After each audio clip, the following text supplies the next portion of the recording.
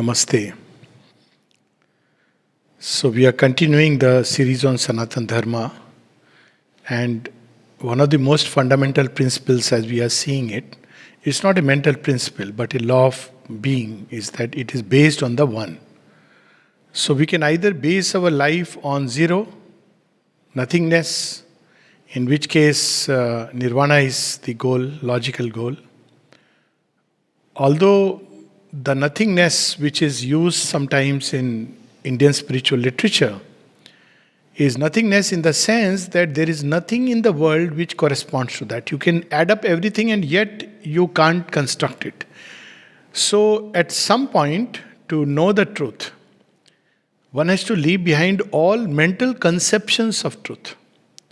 Now, this is a very interesting thing because we start with conception. We can't, we need something to hold on to. So we start with conceptions of truth. This is truth, this is not truth. And then we go step by step. How do we go step by step?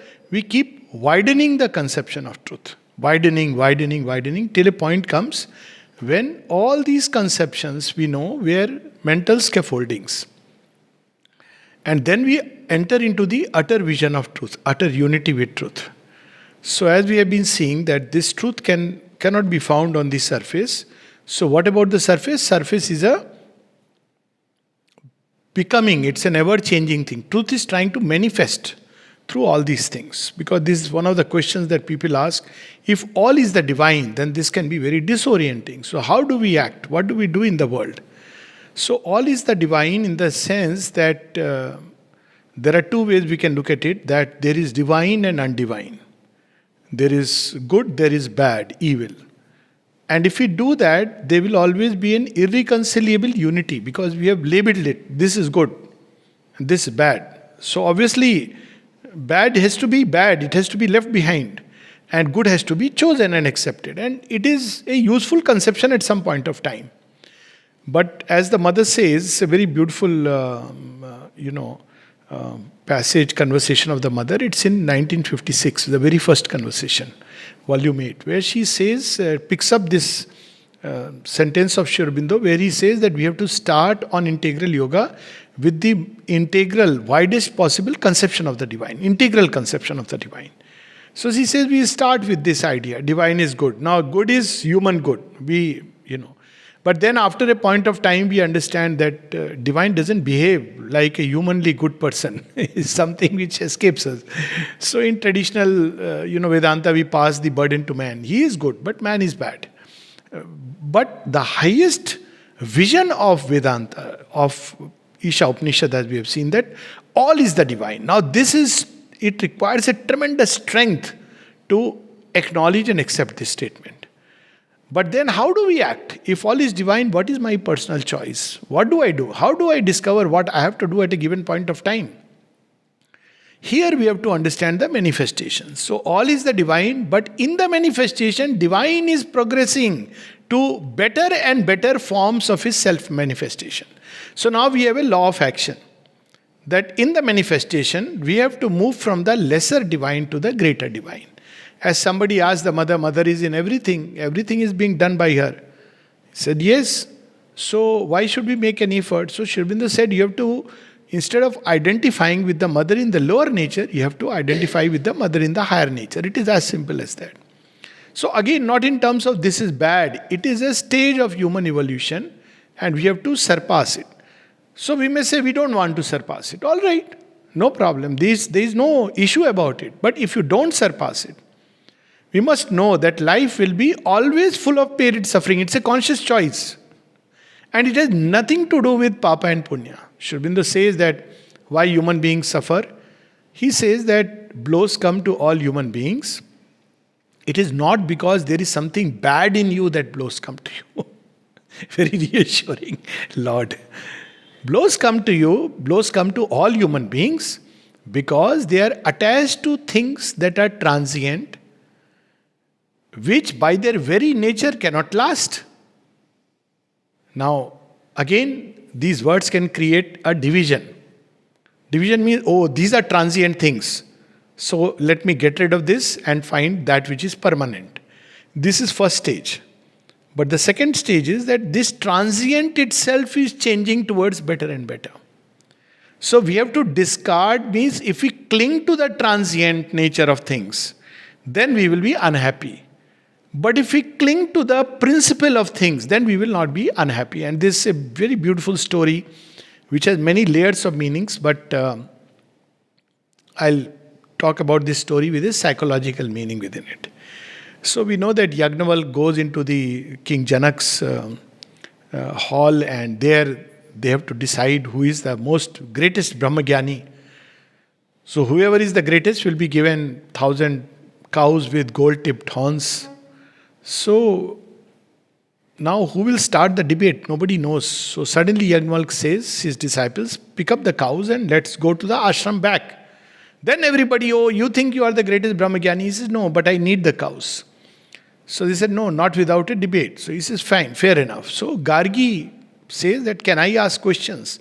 Now look at it, that in those times, it is a woman to whom everybody gives the right to ask a question and decide whether he is a Brahmagyani or he is not a Brahmagyani. He says, okay. So she asks questions. So she says, when the sun is not there, normally sun is the source of light. What lights up? So he says, the moon. When the moon is not there, the stars, I am little bit bringing it like that. When the stars are also not there, the fire. And when the fire is also gone, the self. On what is the self woven? So he says, now if you ask one more question, your head will fall off. Now look at the beauty of this. There are several layers of interpretation. All light comes from the light of the self, is the understanding. But even when there is all darkness, the principle of light is within us. Everything is dark. Imagine a situation where there is nothing to hold on to. Life looks miserable. All the friends, family members, everything has failed you. You're looking for guidance. You don't know whom to ask, whom to trust, not to trust. Still the light is there inside which is guiding us. Now look at it this way and how beautiful it is. The principle of light expresses in the sun, in the moon, in countless ways, but that light source is inside us. When we look at life like that, so with everything, every action, we can cling to the transient in our relationship with ourselves and the world. That's why the word dharma is very interesting. Dharma, Sri Aurobindo says in the Essays on the Gita, dharma is not about certain duties which are my dharmic duties, religious. 5 times I have to do Sandhya Vandan or 3 times Sandhya Vandan I have to wear a Janeu because my dharma enjoins it. This is not the original Arya dharma. All this is after Islamic and other invasion, because the division of life was not there in ancient India. It has come much more recent. So what really is dharma? Dharma is that which conducts the entire business and relation of life with us and with the whole world. It gives us a principle of action. So what is that principle of action? Sri Aurobindo describes it. It's threefold. First is, it comes from the root dhra. Dhra means to hold. What do I hold to when I am acting? When I am doing something, what is it I am holding on to? Now let's put it very simple words. Am I holding to my grudge and having an action? Am I holding on to my ego, to my insult, to my praise and having an action? Then it is adharma. You have not done anything wrong. You have done the same action. But this is adharma. Why this is adharma? Because it's not help. It's falsehood. See, the word falsehood is not just about telling lies. That is obviously one aspect of it. But falsehood is, very interestingly, the word used in Indian, Shvetashvatara Upanishad, we are familiar with these words. Satyamev jayate nanritam. Satyene pantha vitato devyana. What is the word used? Nanritam. That which is not rit, untruth. Very interesting word. So what is untruth? Untruth is not just what is opposed to truth. There can be no such thing in its ultimate totality, the widest conception of the divine. But something which in its base is not true. Me as a separate existence which is cut off from everything else and from the divine is untruth. It doesn't exist. Even modern science will tell us that I am not an island, as they say, no man is an island. And if I believe that, we can believe that I have an individual existence, but this has to be in connection with the great becoming, the divine being, then it is perfectly fine. So, this is what we have spoken earlier also. So, anritam, falsehood, then when we look at life like that, we'll see that every time we act under the mind, its ideas, opinions, viewpoints, our vital emotions, play of emotions, passions, desires, where we are wanting, cravings, it's basically falsehood to start with, and body, of course, because the basis is not truth. So, dharma is something to which we hold on to. Mother gives a very interesting thing about the central idea that governs our life. So, all of us must find what is should be the basis of my action. Now, another way to look at it is aspiration. What do I aspire for? Now, if I aspire for beauty, light, truth, peace, so every time I act, I have to see whether I am conflicting with this central aspiration or it is not in conflict with it. This has to be the basis. Nothing outside has to be discarded. There is a very beautiful prayer of the mother I have mentioned earlier also, law of beauty. So each aspect of life, when we develop, we have to follow its law. If I want to cultivate beauty, then it's not enough if I keep my outer environment in beauty. How about my thoughts? How about my feelings? Are they beautiful? If I want to arrive at love, a relationship with the world, it should be a relationship of love. But if my love is egoistic in nature, attachment, then it is going to bring me pain. If it is full of all other kinds of things mixed with it, then it is going to bring pain because it is anritam. Whereas if my love is based on this principle of divine truth, divine fullness, as Yagnavalk again says, that no, we do not love because of the sake of the person, but because of the sake of the self. Then we are in the great evolutionary current. So when it is said that transient things we should not be attached, means appearances will change. There is no doubt about it. Outer things are bound to change. If we want to hold on to things outwardly, then there will be pain and suffering. But if we hold on to the eternal truth, then there is no problem. Life will be wonderful and we will evolve and help everyone evolve. So first aspect of dharma is that which we hold on to. For each species, for each stage of evolution, there is a dharma. That which is the secret truth which holds an individual and governs his life. Central truth. For instance, somebody who is a seeker after knowledge. You will see that wherever the person is, he will end up finding knowledge. Because that's his dharma. Somebody whose secret movement, lever of action is love. Wherever the person is, he will end up discovering that love till he discovers it's right in the stars, everywhere in stones, because this is how, that's the moving force behind. Somebody whose secret action is bliss, he will actually end up discovering delight even in the most impossible situations. So we have to discover the secret springs. So according to that, each species has its own dharma. Each stage of evolution has its own dharma. It is the dharma which keeps things within their magic circle, what we call as nature. So everything has its own individual dharma. This is one aspect of dharma.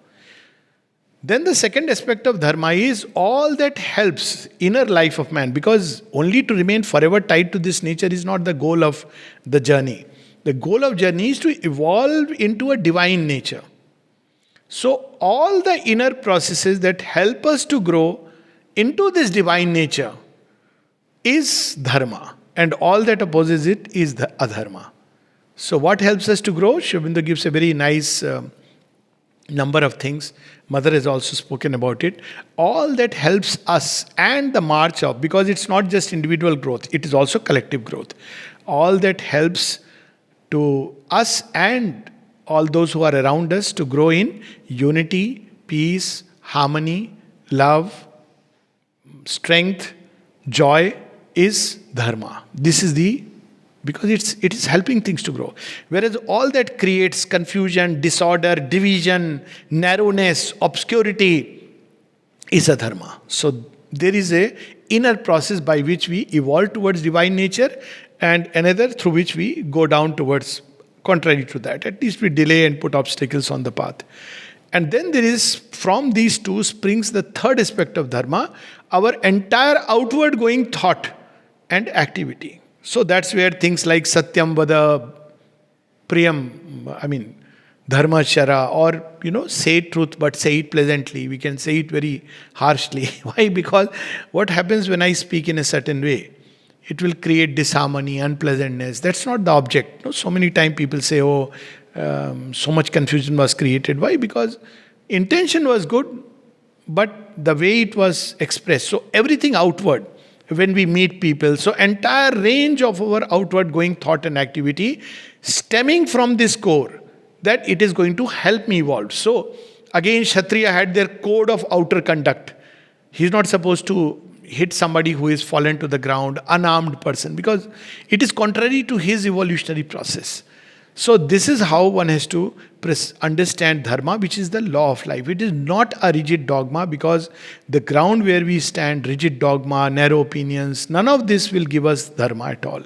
They are convenient devices. So mother says a point comes when you discover that there is even the last opposition which we have to heal is between divine and undivine. So how do we heal it? By this conception that we are moving from a state of lesser divinity towards a greater divinity. So what was valid at one point of time is invalid at another point of time. When we look at it like this, we find that Buddha's moving away from the kingdom in search of the cure for suffering of mankind is consistent with dharma. As a Kshatriya, he's supposed to look after the kingdom. As a husband, he's supposed to look after his wife and child. Yes. But now what has happened? A higher impulse has started moving him. I want to know truth. I want to know the cure of mankind. He must obey it. And that is how Sri Aurobindo starts Essays on the Gita. That it's not something fixed. It's not duty. Duty is a European conception. Dharma has nothing to do with duty. It is an inner truth that is unfolding. And then Sri Aurobindo gives a very beautiful example, that it is the dharma of the judge. It is the duty of the judge to send people to the gallows or prison based on, whatever their deeds are. He is doing nothing wrong with that. But what if he is seized with an impulse that all capital punishment is bad and evil? And under no circumstances you should take life of a human being, and that even a criminal can be given a chance to reform. Now if he does it, it becomes a dharma, because for him, his inner shift has taken place. So while he was not aware of it, he was doing it. That's why again the Gita says, don't create confusion in the minds of those who are not ready. What is all right for one individual, for Buddha. Now imagine if you say Buddhists, see the difference between Buddha and Buddhism, and it applies to all the 100 sects and schools of sannyasa and everything, or Mahavir Jain. We use the word Mahavir. Why? Because he is Veer. Because in search of nirvana, he is taken to what extent? Not caring about even the most outer things until he drops them and discovers that in search of which he is going. But now imagine the Buddhists and the Jains and the hundreds of thousands of monks who just believe that by shaving the head and, wearing a particular dress, I can really arrive at half or 1/10 of that. Then we are doing adharma, strangely. Because it was never your dharma. Your inner law was something different. And so you will find when such people take to spiritual life, because human nature doesn't leave you, they will go and join a sannyas place, or they believe whatever they believe. They can join a monastery, they can join an ashram. But because human nature is such, so they'll carry it there. There will be the same cry, ambition and everything, and everything will come because it's there right behind. You can't escape your nature. Whereas when you have gone through, that's why Sri Aurobindo speaks of going through the experience of life, and with that we come to the great verse of the Isha Upanishad, Kurvannevehi karmani jiji visheshatang sama. So again we have with that another very interesting, somebody asked this question also, and last time we spoke about renunciation, that which kind of vairagya really helps and which one doesn't help. So there are three kinds of vairagyas. Vairagya is not that, okay, today I want to become a monk and I join a monastery. They may accept me, but that vairagya is of no meaning. Inside, so there are three kinds of vairagya. There is a tamasic vairagya, where I am shaken by the world, appalled, I am frightened. World is too much for me. Monastery is a nice place, safe place. It's a heaven. Because I don't have to worry about grappling with the mighty forces. I don't have to wrestle with in the arena of the world. That's why you see Gita is not given to any of the monastery people. It's given to Arjuna. He doesn't run away like that. So there is a tamasic vairagya which is based on the feeling of impotence, weakness, incapacity to deal with the world. And Shri Krishna declares, and Sri Aurobindo further confirms, this is of no use. One may join in any place, but one will remain the same person. Weak, helpless, incapable. One will end up complaining, grudging. This will be the life. Because you are moved by something which is very, very by itself. This self is not to be won by the weak, as the scripture says. Then in Rajasic Vairagya, there are two types of Vairagya. One, Rajasic, going towards tamas. What is that? You have grappled with the world, but you feel disappointed. You tried to get into IT or tried to do, but open a business, nothing worked out. So after some time you feel life is useless, You were disappointed, there is a recoil. And hence you think, or one thinks that, ठीक ही लिखा है, scriptures say that ultimately we must turn towards God. This disappointed vairagya comes from rajas because one has failed in life, but it is tending towards tamas. So again, it will not be of much use. Then there is a Rajasic Vairagya tending towards Sattva. What is Rajasic Vairagya? You have done in life what you had to do. You have achieved, you have grappled, you have succeeded. But you feel this is not enough. This framework is not what I am meant to be. So you seek something greater and higher. Not because you are afraid of the world, not because you are disappointed from the world, but because you understand that this cannot satisfy the need within my soul, and that is a Rajasic going towards Sattva.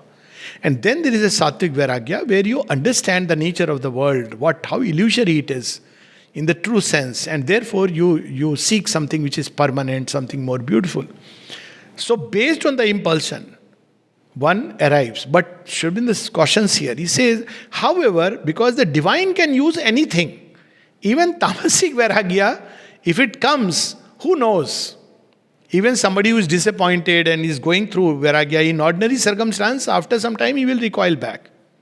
But sometimes the divine can use this as an opportunity to take us to a higher state.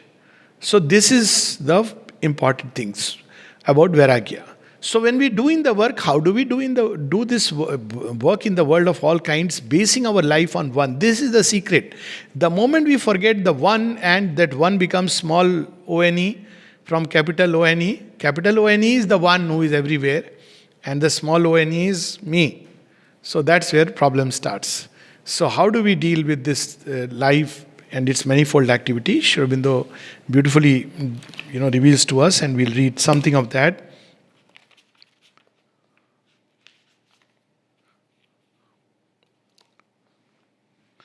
But first, something very interesting about this vairagya, he says. Then there is the vairagya of the weakling who has lusted and panted and thirsted for the world's sweets, but has been pushed and hustled from the board by fate or by stronger men than himself, and would use yoga and Vedanta as the drunkard uses his bottle and the opium maniac his pill or his laudanum. You see that story of that man who was non-vegetarian pakka, and his wife was praying one day he should become vegetarian. So every time his birthday he would give a lot of non-veg feast. So once it happens that he calls people for feasting, and he tells his wife, this time you give vegetarian food only. And she is very happy. Ma Ambe has heard my prayer ultimately. So after feasting, she is happy throughout the day. She goes and tells him, I am so touched by your gesture. At last, divine has heard me. He says, you are also going to rub salt on my injury? What do you mean? Don't you know all my tooth have fallen? I can't enjoy non-vegetarian food anymore. Now this vairagya of disappointed resignation, he is saying, as a drunkard uses.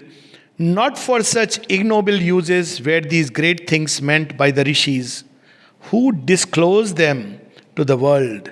If such a man came to me for initiation, I would send him back with the fiery rebuke of Sri Krishna to the son of Pritha. What was that rebuke? What is this, Partha? You are shaking with fear, disappointment, depression. It doesn't behove you. And what does he tell him? Fight, win the battle, and have the joy of the kingdom. Rajyam Samriddham. Truly, is such weakness unworthy of one who is no other than Brahma, the eternal, the creator and destroyer of the worlds? This is our truth. Yet, I would not be understood to decry the true Vairagya of narrow and of sorrow and disappointment, for sometimes when men have tried in ignorance for ignoble things and failed, not from weakness, but because these things were beneath their true greatness and high destiny, then their eyes are opened and they seek meditation, solitude, and samadhi, not as a dram to drown their sorrow and still unsatiated longing, but to realize their divine strength and use it for divine purposes. So there is a class of people who don't, worldly success doesn't come. Though they deserve it, they are capable of it, but doesn't, because fate has kept them marked for something much greater.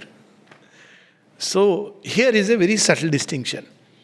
That they have tried, they are capable people, but it doesn't come their way because destiny has marked them for a much greater scheme. And when this happens, they realize that yes, this is not what I am here for. And they take to a greater life, higher life. We have so many examples, even here, how people came. And then he says that what is the way to live as a Jivan Mukta? One who is free, even when one is, normally we are told, action is a bondage. And it is this, why it is so important to again and again understand, because it's very unfortunate that in today's India, everybody associated spirituality with sannyasa. Renounce work, wear a particular dress, join a certain monastery, and oh, he's a yogi. But to be in the world and act, this is India. And because we have forgotten this great message of Shri Krishna and remembered Shankaracharya, though we have Krishna seated in the temples, but only for lip service or for, Garbaras. That's all. Shri Krishna, everything is Madhur, but Shri Krishna of Chakradhari battlefield, completely forgotten. Have you noticed? Somebody once asked me, have you ever noticed that we all have seen countless temples of Shri Krishna? They are there in India. Have you noticed any temple with Arjuna and Shri Krishna? Do you remember any which you have seen? You will see him with Radhaji, with Basuri. Why has it happened? But you will never see Nar Narayana, Shri Krishna with Arjuna on the battlefield. You see sometimes some pictures in the book. I think there is one temple which is there. But you will not see in general Shri Krishna with Arjuna. That is Krishna. In all his splendor and glory, might, Krishna, where he gives the Gita, where he reveals such truths to mankind which will yet liberate them. The Krishna who is needed for us at this point of time. Ras we will have. Let us first face the great battle of life. Ras will automatically come. The dance of Kali precedes the dance of Krishna and Radha. First this battlefield.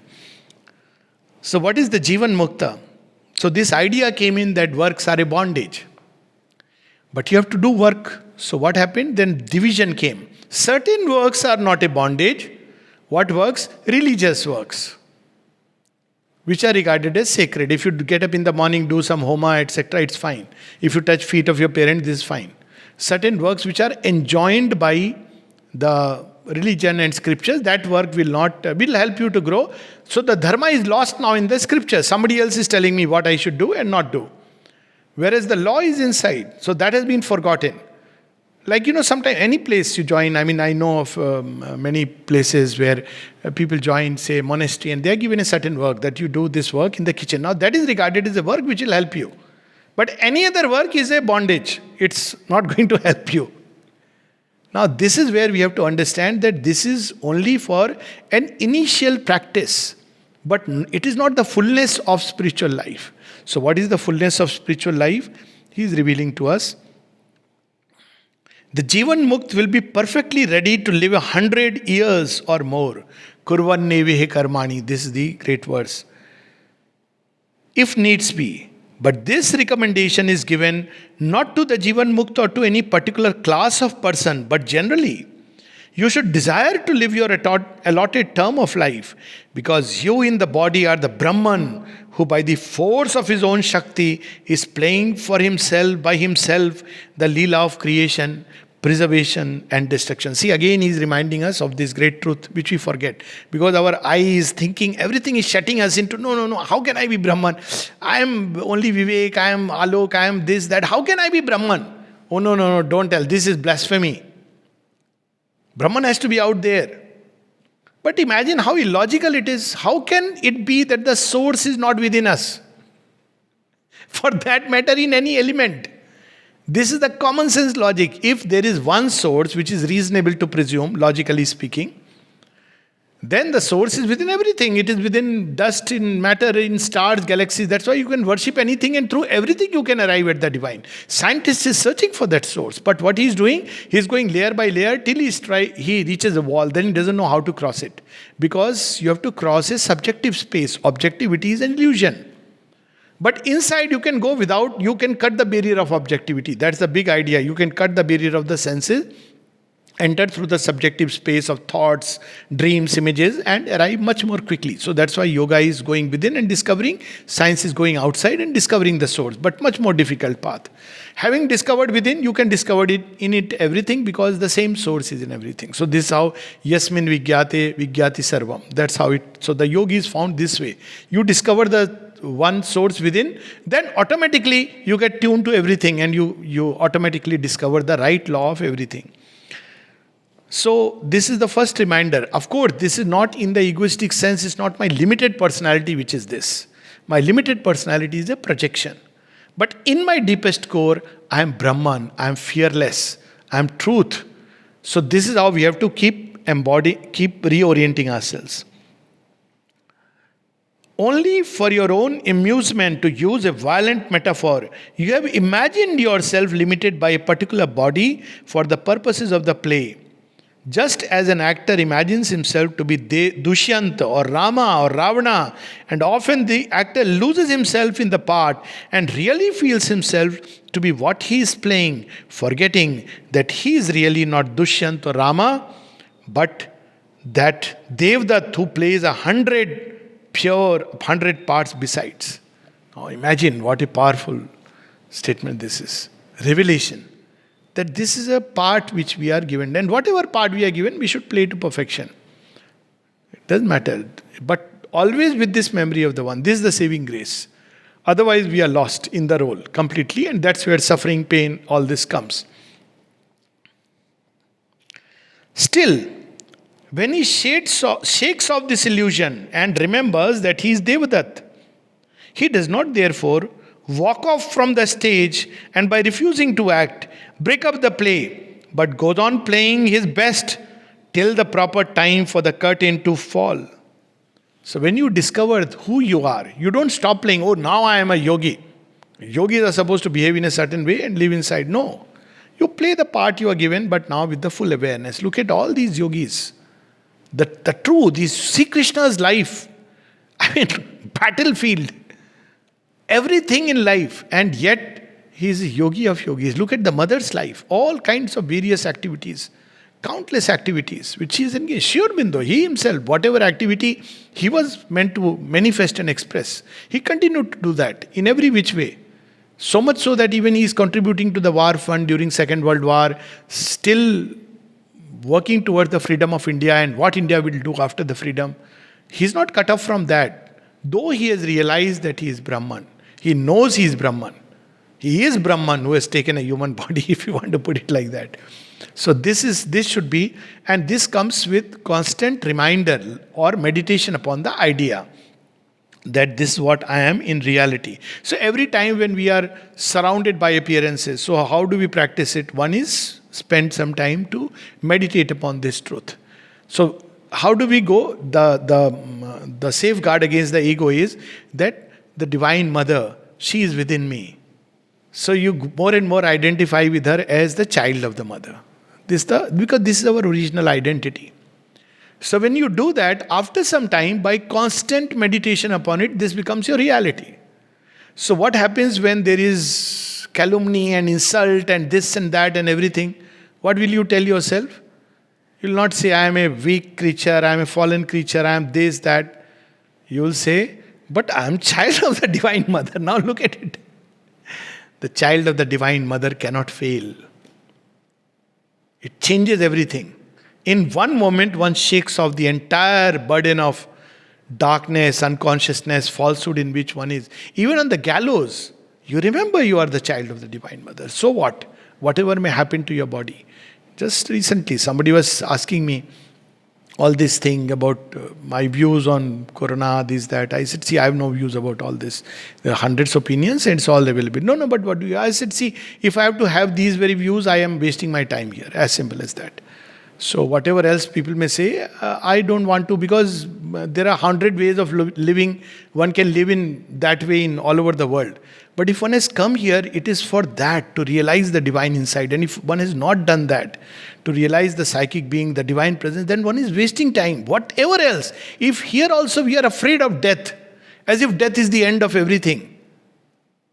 We should not desire death.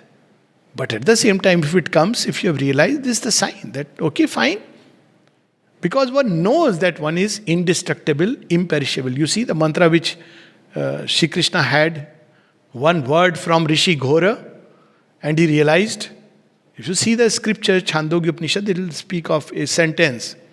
But the word that catches you very powerfully is Achyutam. What is Achyutam? That which can never fall. In the supramental world, there is a truth of ours which cannot. That is the imperishable truth. Try whatever. That is the truth which is our truth and which will manifest in our life and through our life, regardless of anything. Look at the liberating doctrine. This is, if doctrine at all, it's a truth which liberates. And so we should all do. Whether as householder or sannyasi, as Jivan Mukt or as Mumukshu, remembering always that the object of this samsara is creation and that it is our business as long as we are in this body to create.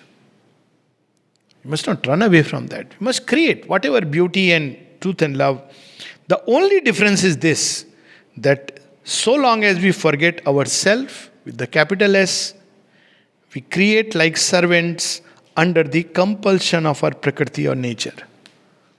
This is the difference. So I've forgotten myself, so I'm creating. I'm creating with me and you in my thoughts. And when I create for you and you don't give me back what I want, because this limited I will always want. It's a limited thing, no? So limited wants unlimited always. Because it's the secret truth that we are limitless. So the limited I will always want limitless. And how much ever it gets from the world, it will always seek more because it is seeking limitless.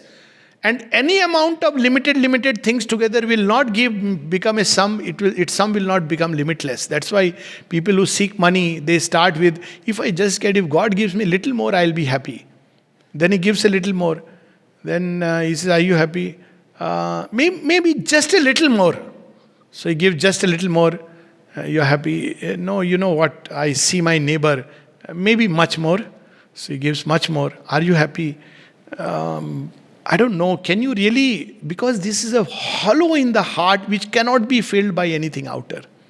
So because the limited is always seeking limitless, which is its secret truth, we are always wanting more and more. Why? Because we think we are limited. The day we are not limited beings, we will not have this kind of ignorant thought.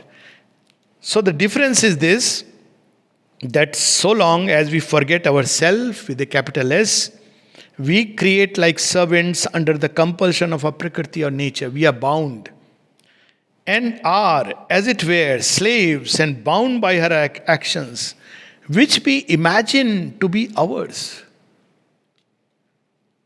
But when we know the self with a capital S and experience our true self with a capital S, who we truly are, one experience is enough. If we can abide by it, good. But just one experience is enough to serve as a reminder. Look here, you know that?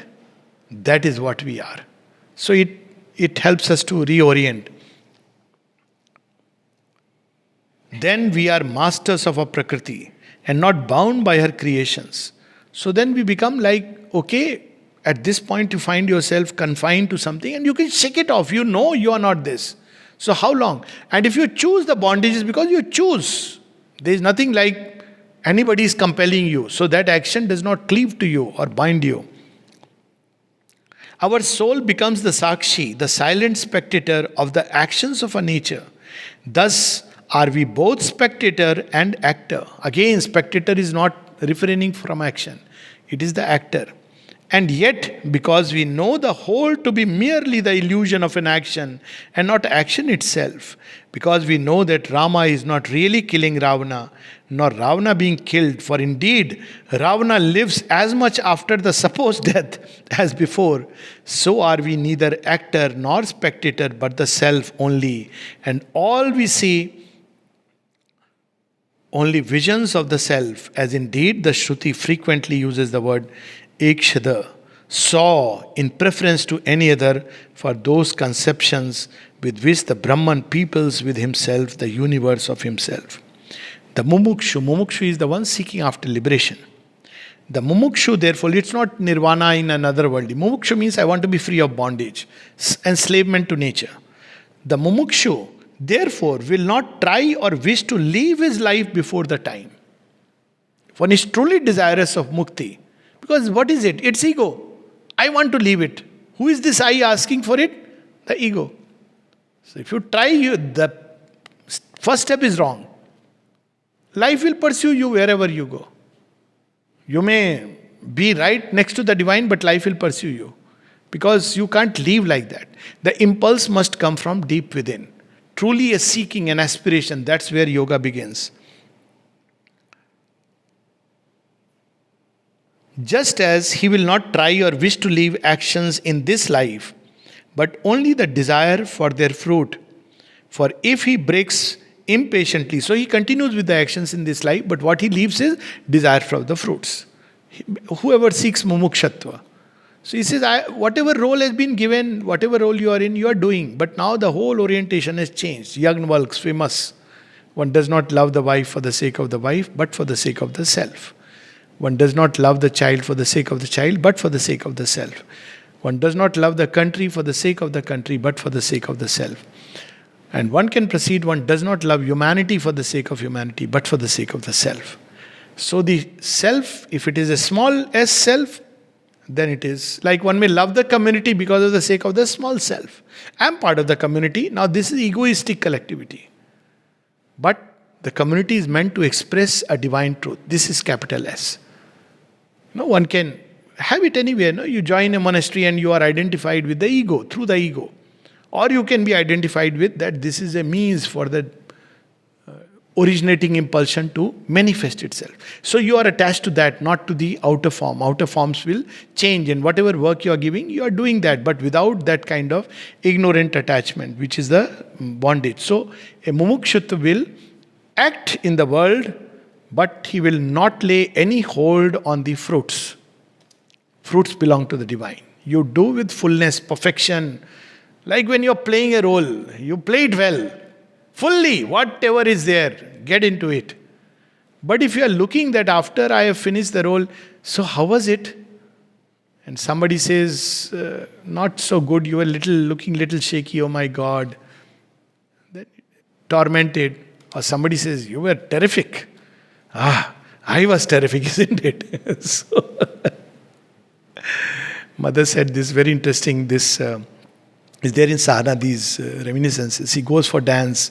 So she's unable to do. There is a dance called Dawn dance and there is a Radha's dance. So Dawn dance, he says, is coming out well. But Radha's dance, I am not able to do. What is the problem? So Mother said, because you are self-conscious. I think it is either her or Shobhadis, but one of them. She was self-conscious. But doesn't matter. The principle we have to remember again, not get caught into semantics of who's who.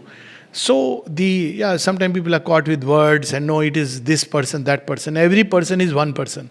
So it may be this. And this experience so many people have in so many places. So as long as the stress is on self-awareness in the small s, there is a problem. So then she teaches. Radha's dance is 100% with Sahanadi because it's there in a book. She teaches her what is the state of Radha when she is before Krishna. Now I remember.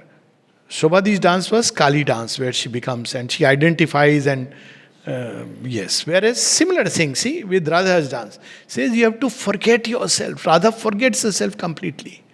She's all for Krishna. Forget everything. You are dancing, somebody is. Isn't that our whole state in life? All the time people are they appreciating or not appreciating? And that's what we read last time, renunciation. We unconsciously put on a dress, unconsciously, that people will appreciate and confirm that, oh, he is a Vairagi.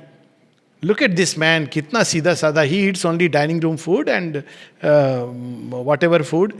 And dining room is everywhere in all the monasteries. And he wears only white dress. Why? Because very subtly, we are feeding our ego, nothing else. He lives like this. He doesn't go out. Now, you may not go out. That's out of a great inner. But look at the Divine Mother herself. She has also used to go to Auroville, Villanur. But when work demanded, she just remained in the room for years. It didn't matter to her that this way or that way. But if you are tying yourself to a rule simply because you have turned it into a narrow dogma or because you are too afraid, then it does not bear a fruit. You should be free inside. If given a room to live with nobody around for years, you should be happy. Atmarati. But if you have to go and fight the great battle of life, one should be equally happy. So this is the state. Muksh is not afraid of action, but he does not want the fruit is completely given to the divine. That's all that is required. That we do our... Sri Aurobindo says Nishkam Karma is a tremendous practice. Powerful things. He says this alone can liberate a human being. He speaks about this, that there are 6 steps in the Gita when he talks about Karma Yoga. And the last one is that if you can't do this, if you can't do this, if you can't do even this, okay, then you do the action, just leave the result to the divine.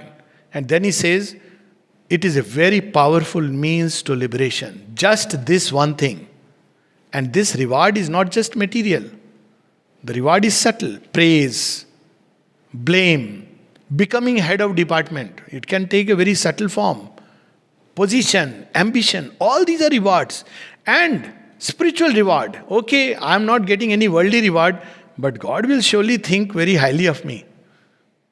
I am better than that sannyasi Baba. See, I am a greater renunciate. Divine couldn't care less. All are his. Such a powerful, in Krishna poem he says, all he moves, all he loves, all are his, all is he. He looks at it like that. So we are all his portions. So this is how. So all that, I'll read this again. The mumukshu, therefore, will not try or wish to leave his life before the time, just as he will not try or wish to leave actions in this life, but only the desire for their fruit. What he has to renounce is desire for the fruit, nothing else. For if he breaks impatiently the thread of his life before it is spun out, see the process of evolution. If you try to cut it prematurely, it's not evolution. If he tries to impatiently, if he breaks impatiently the thread of his life before it is spun out, he will be no Jivan Mukta, but a mere suicide, and attain the very opposite result of what he desires. And then he speaks of the third sloka, because this is a series of sloka. Asurya nam te loka andhena tamsavrata. So this is the secret, and this is what India in its original days is. This is the teaching of Sri Krishna to man. You can have individual urge for sannyasa. It's perfectly valid. But if you make a nation and a human beings that, sannyasa is the ideal, then you are finishing off the whole evolutionary march of mankind. This is the great damage that Buddhism and illusionism and the Jainism has done to this world. Because it has taken away this. Individually, it's perfectly fine. It's a valid thing. I may want to withdraw from this world. I have a right. There are hundreds of ways. Asceticism is one of the path. But if I am proclaiming it as a national ideal, then what do? Give away Tibet. Not a blade of grass grows there. They are also my brother. I am also my brother. This is where is the confusion of dharmas. Because dharma and adharma is not just happening inside. This root is inside. But just as it is inside, outside also in this collective march of mankind, there are people and groups which stand for dharma. This also Sri Aurobindo says for the completeness in Essays on the Gita. And places and people and groups which stand for adharma. And if you, for personal safety and say, oh, let me not, you need not take sides from a very high point of view. But you may not take side because you are afraid, because there is lack of courage, because you know that if I take side of dharma, these fellows, if they win by chance, they are going to give me good. They are in position of power. That's why Dronacharya took the side. No, Dronacharya knew what is dharma. Why Dronacharya took the side of Kaurva? He was more or less certain, a calculated fellow. I am on the payrolls of the Dhritarashtra. So I am doing my duty. Secondly, with me, Karna, Bhishma, Arjuna, how much he will do? I have only taught him. So he didn't know there is somebody else sitting with Arjuna. And wherever there is Arjuna, wherever there is Krishna, there is victory. So life is a battlefield in many sense of the word, and if we try to avoid it, cut it short, we want to just, become a recluse. This idea of the spiritual recluse, the ascetic as the beacon of nation is what has led to the collapse of mankind. One may wear any dress, doesn't matter, nothing wrong if you wear a girva, if you want it as your dress of service, perfectly fine. Or it's a way of declaring that, look, don't come near me, this me. But to act in the world and act forcefully, playing your part, whatever role divine has given us, and yet knowing within, deep within, renouncing the desire, because desire belongs anyways to the divine, and yet knowing within that all this that is Brahman. It is the divine who is playing with himself in countless forms. Thank you.